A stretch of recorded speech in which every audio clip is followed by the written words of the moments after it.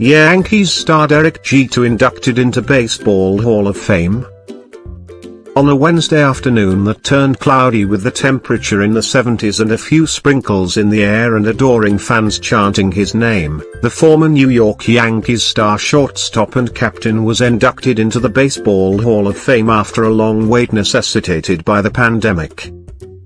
Greeted by raucous cheers in a crowd estimated at 20,000 that included NBA luminaries Michael Jordan and Patrick Ewing, several of his former teammates, and Hall of Fame Yankees manager Joe Torre on the stage behind him, Jeter took his turn after fellow inductees from the class of 2020 Ted Simmons, Larry Walker and the late Marvin Miller were honored.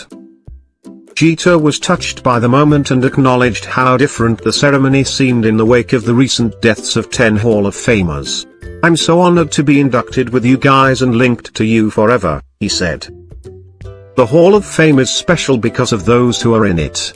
We've lost way too many Hall of Famers over the last 20 months. These are all Hall of Famers who would have or could have been here, so for that reason it's not the same." What was the same was the adoration displayed by the fans, who always marveled at his consistency. "I had one goal in my career, and that was to win more than everyone else, and we did that, which brings me to the Yankee fans," Jeter said as the fans erupted again. "Without question, you helped me get here today as much as any individual I've mentioned." He gave much of the credit to his parents, who were in the audience with Jeter's wife, Hannah, and their 2 young daughters. "Mom, you taught me any dream is attainable as long as you work harder than everyone else. You drilled that in my head over and over and over and you led me to believe it," Jeter said. "You told me never to make excuses, you wouldn't allow me to use the word can't. Dad, you've been the voice of reason. You taught me to be patient, to listen and think before I speak. You've always been there for advice and to this day you're the first person I go to. I know when I retired you said you played every game with me and I know you recall from time to time telling me, you keep building that resume. Look where it's gotten us today." The ceremony was delayed a year because of the coronavirus pandemic and it didn't matter much to Walker, the second Canadian elected to the Hall of Fame. He gave up hockey when he was 16 to focus on baseball. He was selected in his 10th and final year on the writer's ballot after a stellar career with Montreal, Colorado and St. Louis that included 383 homers and 3 batting titles. It's taken a little longer to reach this day, but, for all your support I've received throughout the years from my home country, I share this honor with every Canadian, said Walker, who retired in 2005. I hope that all you Canadian kids out there that have dreams of playing in the big leagues, that see me here today gives you another reason to go after those dreams. To my adopted home, the United States, I thank you for allowing this Canadian kid to come into your country to live and play your great pastime.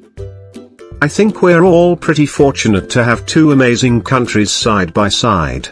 The 72-year-old Simmons, who starred in a 21-year career with the St. Louis Cardinals, Milwaukee, and Atlanta, punctuated his speech to thank 4 pioneers of free agency, Curt Flood, Catfish Hunter, Andy Messersmith and Marvin Miller, who changed the lives of every player on this stage today by pushing the boundaries of player rights. Marvin Miller made so much possible for every major league player from my era to the present and the future, the former catcher said. I could not be more proud to enter this great hall with this great man. Even though my path has been on the longer side, I wouldn't change a thing. However we get here, none of us arrives alone. I'm no exception. Miller, who transformed baseball on the labor front by building a strong players' union and led the charge for free agency in the mid-1970s, was honored posthumously. 4 years before he died at 95 in 2012, Miller respectfully asked to be removed from consideration for the Hall of Fame after being passed over several times. One thing a trade union leader learns to do is how to count votes in advance. Whenever I took one look at what I was faced with, it was obvious to me it was not gonna happen, Miller, head of the Major League Baseball Players Association from 1966-83, wrote in 2008. If considered and elected, I will not appear for the induction if I'm alive.